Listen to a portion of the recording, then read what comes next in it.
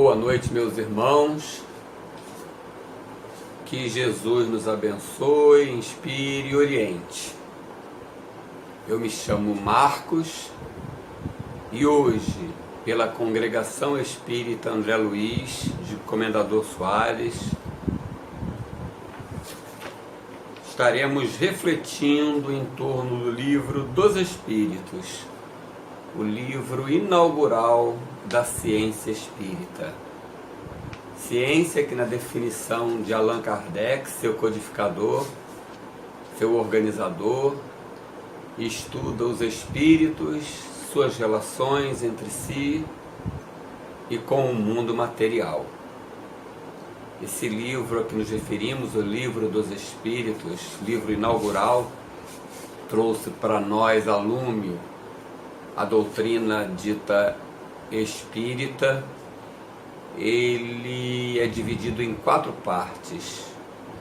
A primeira, que trata das causas primárias, A primeira parte, são esses os temas, dizem respeito a Deus, criação, espírito, matéria.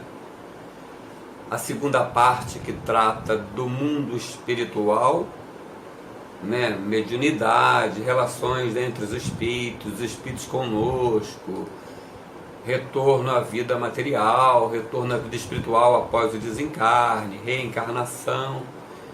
Está na segunda parte deste livro, com 4 partes. A terceira parte é a parte que estamos estudando no momento, se refere às leis morais.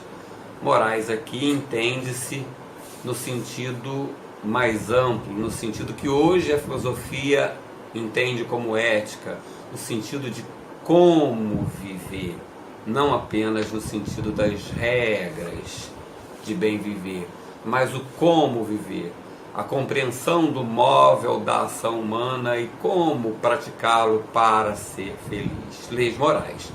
A quarta parte trata das esperanças e consolações.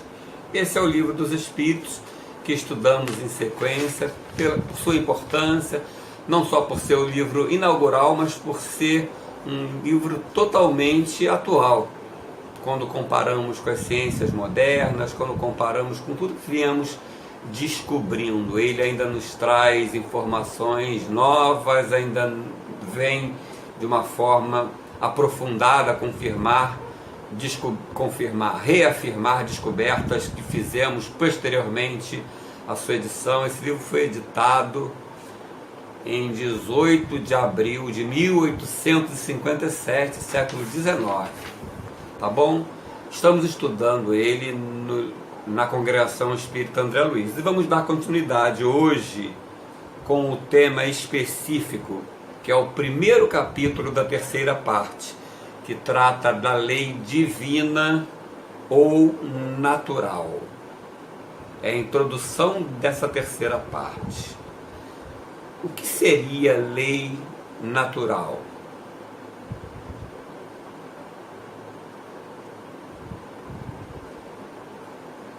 Esse é o começo da nossa reflexão. Aproveitamos para rogar a Jesus, nosso mestre e guia, inspiração, orientação, para que sejamos capazes, mais efetivos na reflexão sobre esses temas que dizem respeito à nossa e à vida em geral. Que Ele possa estar conosco e que possamos estar com eles contritos para que o aprendizado se faça mais efetivo e inclusive para que seja uma proposição de prática, porque só assim consolidaremos o aprendizado. O que seria lei natural? Essa é a questão que se faz para todos nós. Já pensamos sobre isso? O que você pode responder sobre isso? O que seria lei natural?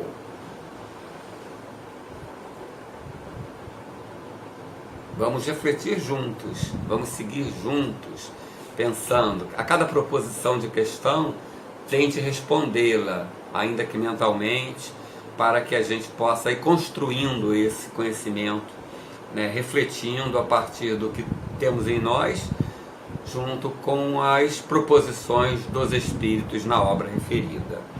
Na questão 614 deste livro, primeira questão da terceira parte do primeiro capítulo da terceira parte. São 10 capítulos dessa segunda parte, dessa terceira parte. E a pergunta é a seguinte: o que se deve entender por lei natural? Os espíritos respondem da seguinte forma: a lei natural é a lei de Deus, é a única verdadeira para a felicidade do homem.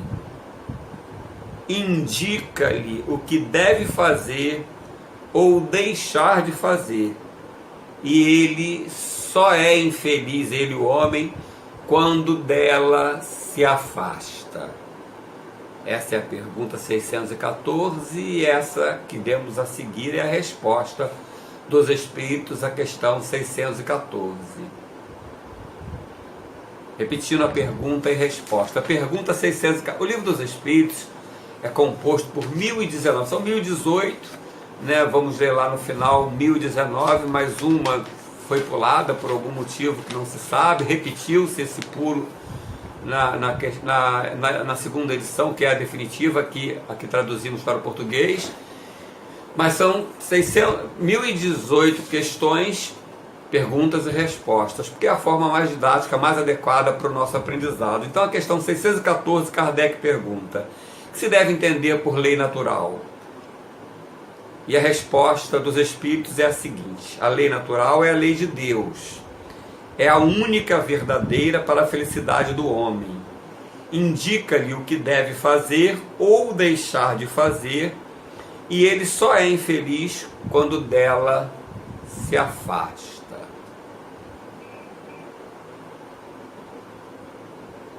Aquela proposta inicial. Vamos refletindo sobre a pergunta, mas também sobre a questão, porque a questão é complexa. O que ela significa? Entendemos cada nuance. Os espíritos não colocam uma palavrazinha sequer no parágrafo, na frase, na resposta, sem que tenha um motivo de ser, sem que tenha um sentido bem específico, né? E que leva a um aprofundamento, um afinamento da resposta. Vejamos então. Precisamos dividir essa resposta em duas partes, para que possamos didaticamente compreender melhor, né? Esmiuçar a questão, analisá-la. A primeira parte diz assim, olha, a resposta, a primeira parte da resposta: a lei natural é a lei de Deus. Essa é a primeira parte da resposta. O que isso quer dizer? O que isso significa? A lei natural é a lei de Deus.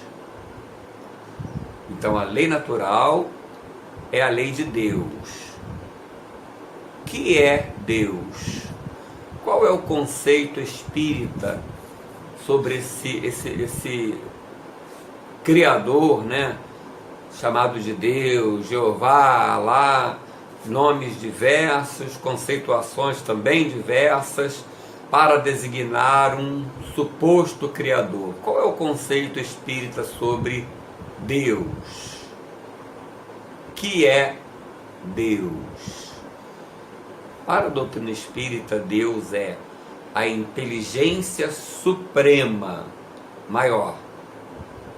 A própria conceituação de Criador, incriado, o Criador de todas as coisas, já nos remete para isso. Se ele não for a inteligência maior e única, isolada, não teria sentido essa nossa compreensão de um Criador, um criado. Se tivesse mais outras inteligências, tanto quanto, já não seria Deus, seriam deuses. E a nossa concepção é monoteísta, um único Criador, o que nos leva a pensar assim a unidade das leis. Como seria possível, com dois deuses diferentes, pensando de forma diferente, a unidade das leis? Então, Deus é a inteligência suprema, única, maior que tudo. Completando a resposta sobre o que é Deus. Deus é a inteligência suprema, completando, e causa primária do universo. Só podia ser para ser Deus. Ele é a inteligência maior e é a causa primária. Essa é a concepção espírita sobre Deus. O nosso Criador é a inteligência maior e a causa primária de todas as coisas. Mais detalhes sobre Deus. Não dá para compreender Deus em alguns detalhes, foge à nossa compreensão humana. Mas não podemos deixar de concebê-lo como a inteligência suprema e a causa primária, para a compreensão da necessidade de um Criador para tudo que não é causa da mão humana. Negar Deus é negar a lógica de que toda causa, todo efeito provém de uma causa e ele é proporcional a essa causa. Vede no universo tudo que não foi criado pelo homem. Está fora, além, muitas vezes até da compreensão humana, quanto mais da criação humana. É a criação dessa inteligência suprema que causou tudo no universo. Essa é a concepção. Então, esmiuçando a questão, o que se quer dizer por lei natural? É a lei de Deus. O que é Deus? Inteligência suprema e causa primária do universo. Ainda sobre essa primeira parte da resposta, né? Então vimos que é Deus. Agora, que leis esse Deus, que é a inteligência suprema e causa primária, legislou? Para onde servem essas leis e para que tempo servem? Para quanto tempo? Quando começou? Quando termina?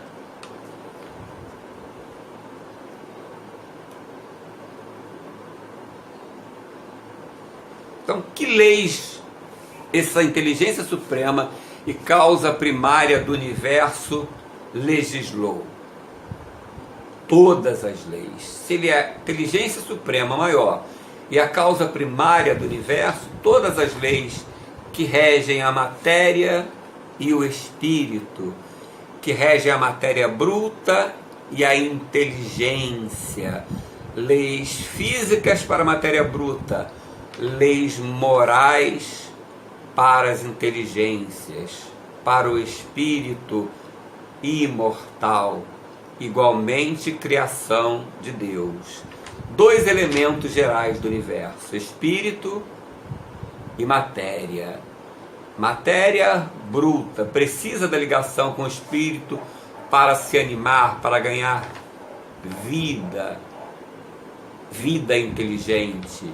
E espírito é o outro elemento do universo, também criado por Deus, independente da matéria. Na união com a matéria, ele interage sobre o universo. Leis físicas regendo a vida material. Leis morais regendo a vida de relações do homem consigo, do homem com seu semelhante e do homem com o próprio Criador, a que chamamos Deus. Todas essas leis foram criadas pela inteligência suprema e causa primária do universo. Leis, portanto, igualmente ao próprio Criador, eternas e imutáveis.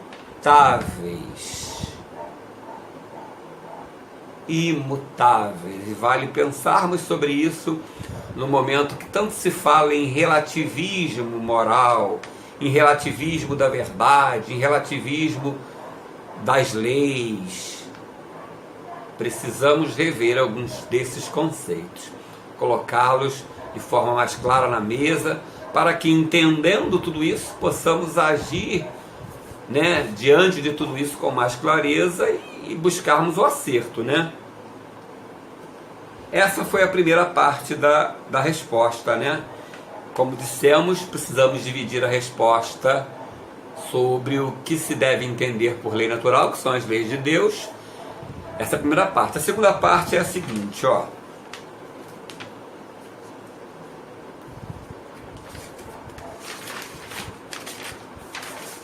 Continuando a resposta à pergunta 614, que se deve entender por lei natural. A segunda parte diz assim: é a única verdadeira para a felicidade do homem. É a única verdadeira para a felicidade do homem. Felicidade, verdadeira, verdade relativa, verdade absoluta, são questões que vêm já há algum tempo, né, voltando, ressurgindo no cenário da filosofia, da compreensão humana. Relatividade, relativismo moral, relativismo da verdade. Precisamos pensar sobre isso. Ele coloca aqui pra gente assim, olha, a lei de Deus, ou a lei moral, ou a lei natural, é a única verdadeira para a felicidade do homem. E ele ainda coloca um outro elemento importante, a felicidade. Afinal, este capítulo trata de lei ou de felicidade? Acostumamos a entender lei como alguma coisa que nos impõe regras, geralmente incômodas, para nos comportarmos. Será que é isso? E o que lei tem a ver com felicidade? Reforçando o final da questão. É a única, a lei de Deus, a lei natural, é a única verdadeira para a felicidade do homem. Aqui ele fala de felicidade e fala de verdade.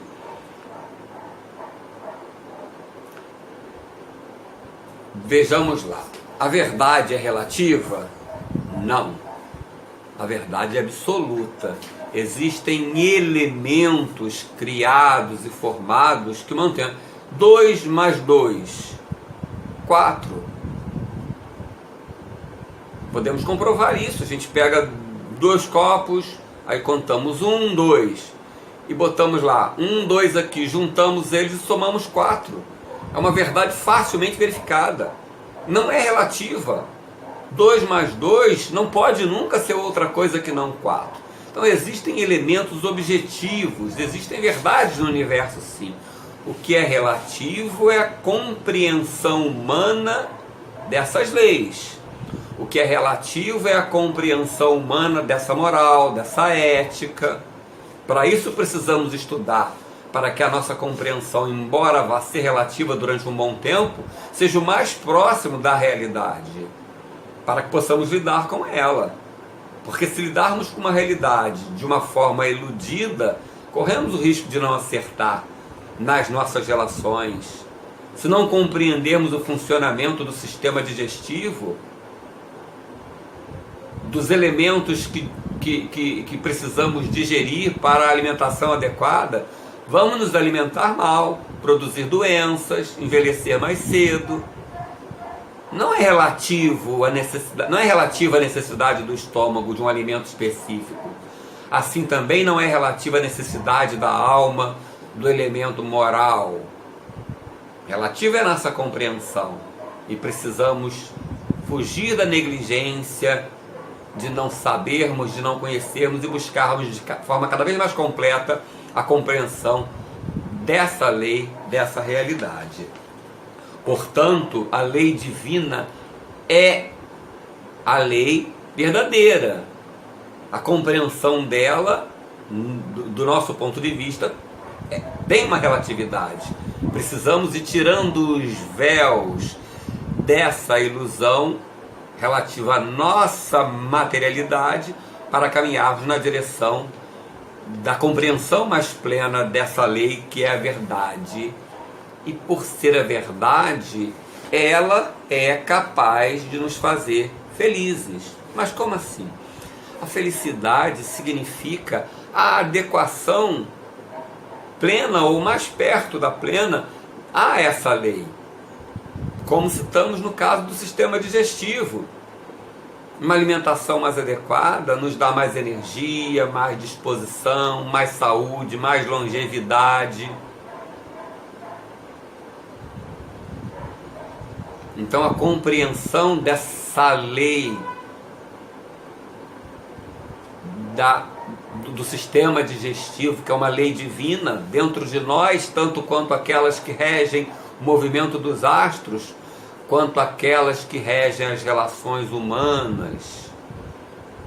Então, à medida em que buscamos compreendê-las na sua acepção mais plena, dentro dos exemplos que recebemos dos profetas que vieram até nós, Jesus, da nossa reflexão em torno delas, precisamos ir nos adequando para que, na sua compreensão mais adequada, possamos agir de forma mais aproximada, mais adequada, e essa adequação à lei nos fará felizes. Precisamos aprender, compreender, sentir e praticar a lei de Deus na sua acepção mais plena possível dentro da nossa compreensão humana. Precisamos buscar de forma consciente, porque de alguma forma viver, experimentar, até nas situações de erro, vamos aprendendo, vamos discernindo, vamos descobrindo, e a partir daí podendo, a partir desse discernimento, escolher.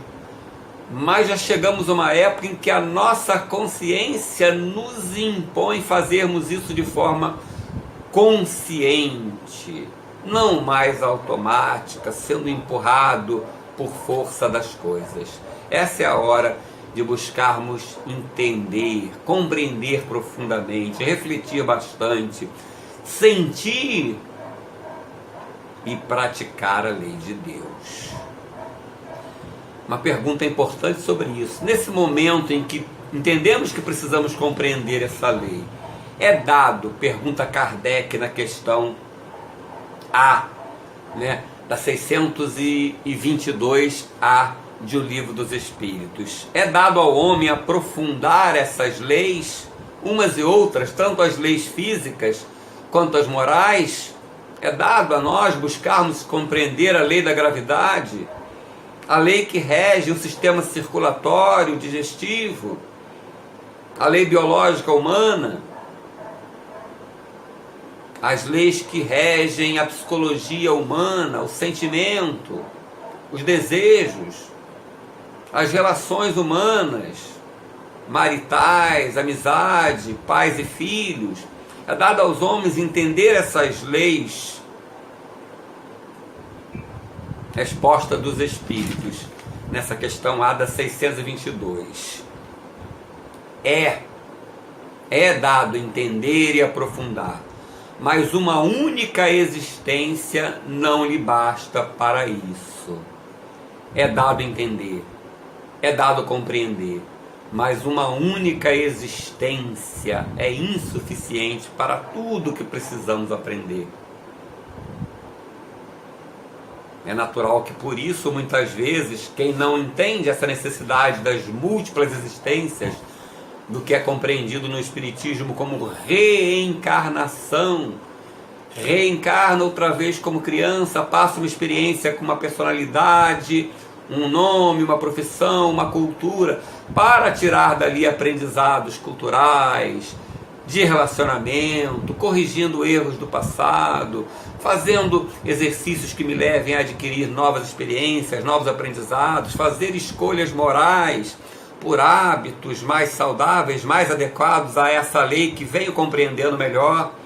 Assim se dá num processo reencarnatório muito grande. Uma reencarnação é muito pouco para o que precisamos aprender. Isso nos faz compreender o quanto ainda estamos longe, nos dá uma esperança e um alento de entender que, embora estejamos longe, temos a oportunidade permanente de buscar. Não precisamos esperar a próxima reencarnação, podemos começar agora, Mas não realizaremos essa compreensão da lei divina natural toda agora. Não realizaremos esse sentimento, sentir essa lei dentro de nós, pensar assim sem preconceitos. Precisamos vencer esses preconceitos, que são os conceitos pré-existentes, antes em que tenhamos a compreensão plena daquele fenômeno, daquele fato. Isso não se dará numa única reencarnação. Mas a velocidade com que se dá depende de cada um de nós. Somos livres para agirmos. Somos responsáveis para o resgate dos frutos, das consequências daquelas nossas ações. Podemos escolher o tempo. Quanto mais rápido buscarmos compreender, sentir e praticar essa lei, mais rapidamente construímos a própria felicidade. Deus respeita até os nossos erros plenamente. Ele nos colocou a lei como um diapasão de felicidade, mas Ele respeita o nosso tempo. Cabe a nós buscarmos nesse diapasão a conquista da própria felicidade.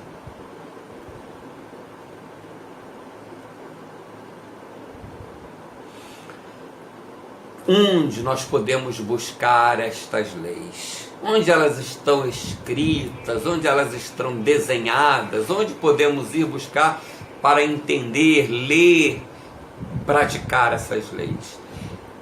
Nos livros, em homens de gênio que trazem suas doutrinas, suas filosofias? Sim, também. Mas elas estão escritas na natureza. Quando falamos do sistema digestivo, eles existem. Na apreciação deles, no estudo, na experimentação científica, vamos descobrindo a sua realidade. Vamos experimentando o que dá certo, o que não dá. Vamos entendendo o seu funcionamento. Então, na natureza em geral, no universo, com os nossos telescópios, vamos entendendo a luminosidade, o calor dos astros. Em função dessa luminosidade, desse calor, calculamos as distâncias. Então, na observação do universo, vamos descobrindo as suas leis. Assim também as leis morais. Nas relações, vão vendo o que dá certo, o que não dá. A partir da regra áurea, fazer ao outro o que deseja para si. Vamos identificando as ações mais adequadas, o respeito na vida social, na vida familiar, o respeito para conosco mesmo, ao nosso sistema digestivo, circulatório, a nossa musculatura. Precisamos entender para respeitar, lidar com essas leis e assim construirmos a felicidade. Esse é o caminho. Então, essas leis estão escritas por toda a natureza. E onde mais? Na consciência. A consciência de cada um de nós traz a lei de Deus. Mas se está na consciência, por que precisamos buscar nos livros, na natureza fora?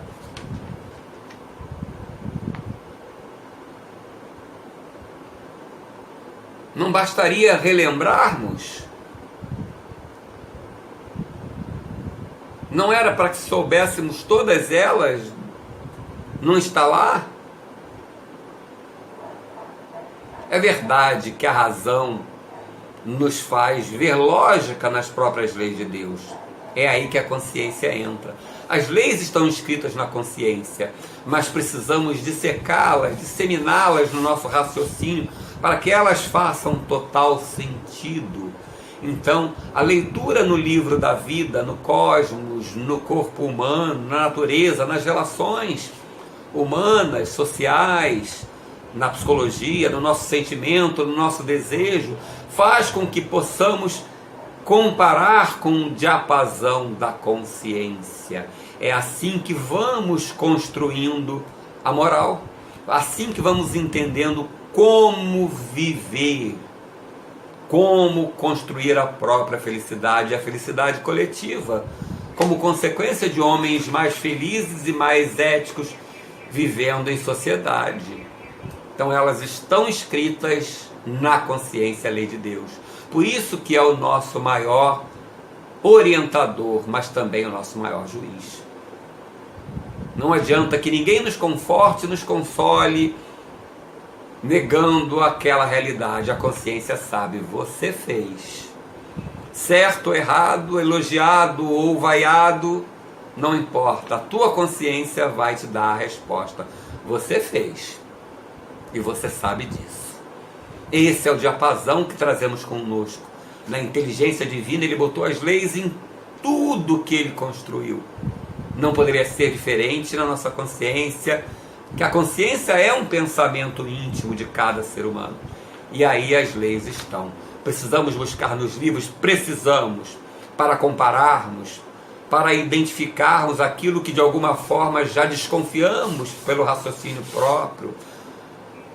Em determinadas épocas da humanidade, homens de gênio, cientistas, filósofos, aqueles que se apresentaram como mentores de religiões ou de doutrinas que mais tarde foram transformadas em religiões, mas que vieram como mestres, trouxeram uma reflexão profunda, parcial, relativa sobre essas leis. Sim, ao longo de toda a história humana identificamos essas leis sendo desvendadas, estudadas, refletidas sobre homens da ciência à mais profunda filosofia, de forma empírica, mais tarde através da ciência cartesiana e ainda mais profundamente para frente, uma ciência do século XX, século XXI, desvendando de forma mais rica a psicologia, a psiquiatria, desvendando a alma humana através do pensamento, dos sonhos.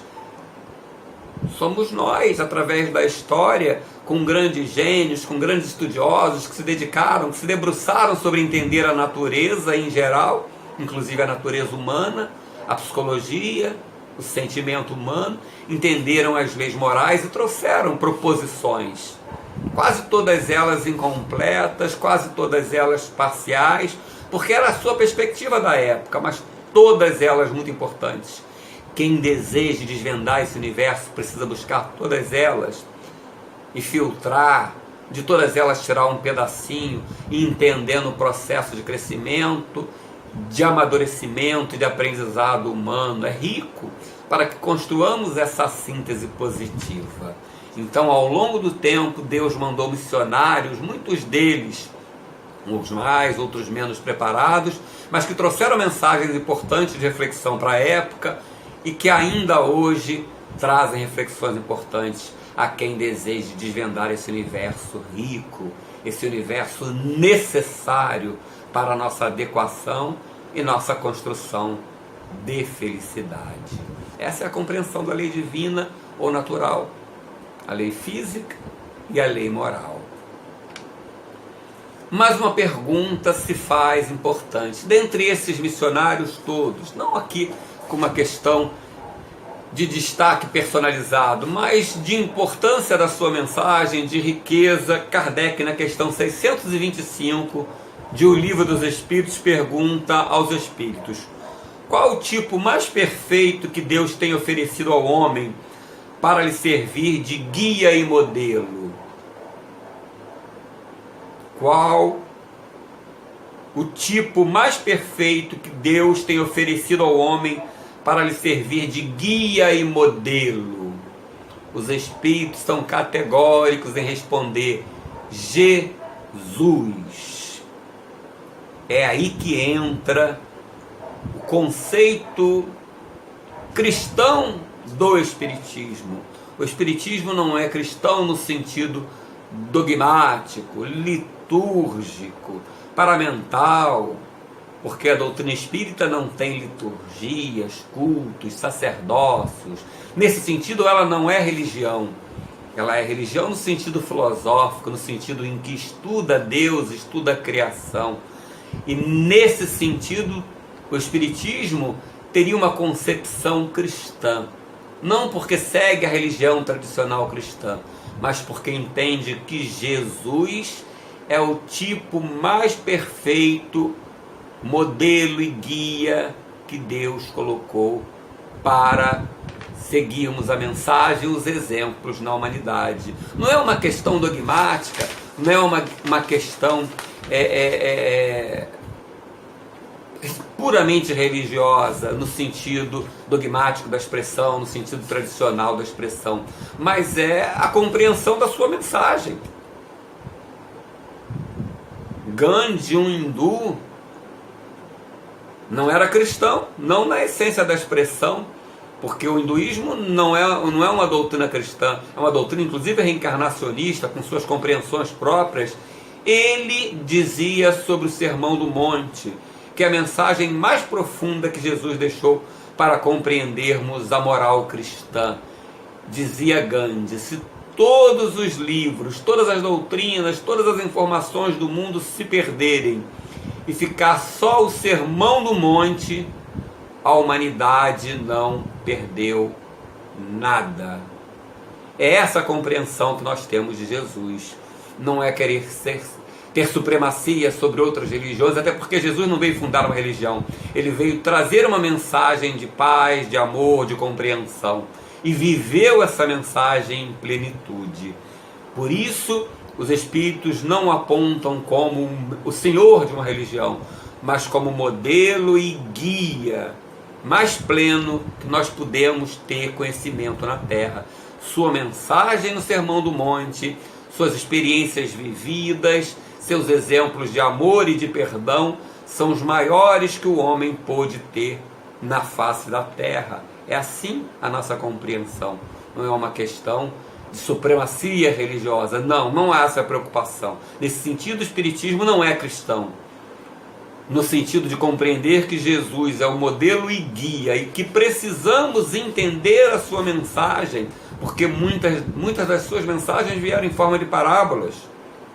Muitas das suas mensagens vieram de forma velada, porque precisava ser temporal, precisava vir investida num véu para que a época pudesse ser compreendido e para que não fosse uma verdade que obscurecesse a nossa visão, uma luz ofuscante. Então ela veio como precisava ser. O Espiritismo chegou na época das luzes, onde a humanidade já havia amadurecido 1857 anos, com as suas ciências, a compreensão da filosofia, um outro conhecimento sobre a própria vida, sobre os astros, sobre as relações morais. Nessa época, o Espiritismo traz o desvendar da mensagem e dos exemplos do Cristo, para que possamos tomá-lo como modelo e guia, assim como uma referência maior na compreensão das leis divinas ou naturais. Sobretudo, as leis morais, que é de que trata essa terceira parte do Livro dos Espíritos. As leis que regem as relações dos homens consigo mesmos, na sociedade, na família, com os espíritos desencarnados, com o Criador, com o seu Pai Celeste. Essa é a compreensão da lei divina natural que buscamos no Espiritismo, a partir inclusive do modelo e guia mais pleno que Deus nos possibilitou na Terra. O homem puro espírito, um irmão mais velho, que já aprendera, já desenvolvera, já chegara a esse estágio de evolução de puro espírito em muitos milhares de experiências existenciais num passado muito distante do que a gente vive hoje. E assim como o irmão mais velho, como o mestre que aprendera tudo, viera aqui nos ensinar em nome do Criador. Não sendo o próprio Criador, mas representando o Criador, como uma imagem mais próxima que possamos ter de Deus na nossa compreensão humana relativa. Esse foi o papel da doutrina espírita, esse é o papel da doutrina espírita. Trazer as leis de Deus para que possamos refletir sobre elas, compreendê-las melhor, planejarmos a sua prática diária e construirmos a própria felicidade na sua prática diária. E assim, rogando a Jesus que nos abençoe, oriente, inspire e despeça desse trabalho, dessas reflexões dessa noite, e que o faça em nome de Deus, nos despedimos. Boa noite, meus irmãos, e até a próxima vez.